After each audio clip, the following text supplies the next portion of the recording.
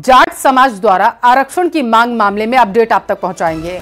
राज्य सरकार की ओर से मामले में पक्ष रखा गया जा रहा है। बताया जा रहा है कि 17 जनवरी से भरतपुर धौलपुर का जाट समाज कर रहा है आंदोलन। पीएचईडी मंत्री कन्हैयालाल चौधरी सरकार का पक्ष रख रहे हैं। सरकार से केंद्र को प्रस्ताव भेजने की मांग की जा रही है। आंदोलनकारियों के प्रतिनिधि मंडल की सरकार के साथ वार्ता चल रही है। संयोजक नेम सिंह फौजदार के साथ 8 प्रतिनिधि वार्ता में शामिल हैं। आरक्षण संघर्ष समिति का प्रतिनिधिमंडल से वार्ता लगातार जारी है। तो जयपुर से इस वक्त की बड़ी खबर आप तक पहुंचा रहे हैं। कल भी सरकार के साथ आंदोलनकारियों की बताते चले वार्ता हुई थी।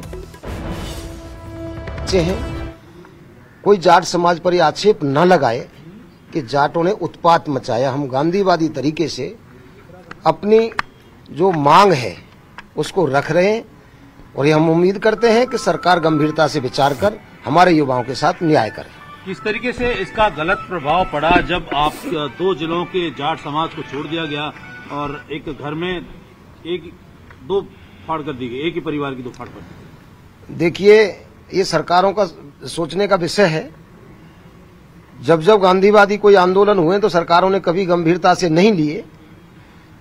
आंदोलन सरकार शायद उसको मानती है जिसमें आगजनी, तोड़फोड़, रोड जाम, रेल जाम होती है, उसको ही आंदोलन मानते हैं।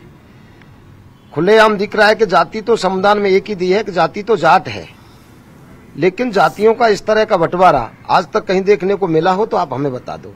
आज माना मेरे 2 बेटे हैं, एक बेटा दौसा में रहे, जयपुर में रहे, वो ओबीसी में आता, और भरतपुर में रहे, वो ओबीसी में नहीं आता। उसका बाप भी मैं हूं, उसकी माँ भी वही है। तो ये कैसा मजाक है? ये सरेआम कानून का मजाक है। और सरकार ने जो किया है हमारे युवाओं के साथ 25 साल में कितना उनका नुकसान हुआ है वो युवा ही बता सकते हैं, क्योंकि केंद्र में जितनी भी सरकारी सर्विसेज हैं उनमें भरतपुर धौलपुर के युवाओं को सौतेला व्यवहार का सामना करना पड़ा है। डबल इंजन की सरकार है, अगर मांगे नहीं मानी गई तो लोकसभा चुनाव में किस तरह का क्या रुख रहेगा? डबल इंजन की सरकार नहीं है, हमारे लिए तो ट्रिपल इंजन की सरकार है। राजस्थान में तो इंजन ही हमारा लग रहा है। माननीय भजनलाल जी जो मुख्यमंत्री हैं राजस्थान के, वो हमारे परिवार के सदस्य हैं और हमारे बड़े भाई हैं। हम उम्मीद करते हैं कि वो समय रहते हमारे साथ न्याय कराएंगे।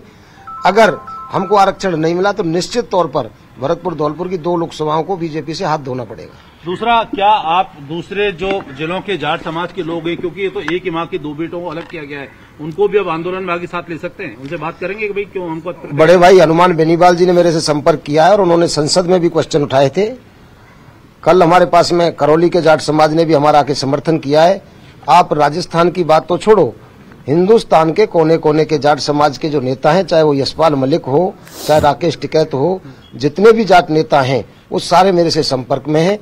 अगर सरकार ये समझ रही हो कि ये आंदोलन केवल भरतपुर तक सीमित है, अगर आंदोलन भड़कता है तो उत्तर भारत में पूरे में इस आंदोलन की आग फैलेगी, जिसके लिए सरकार जिम्मेदार होगी।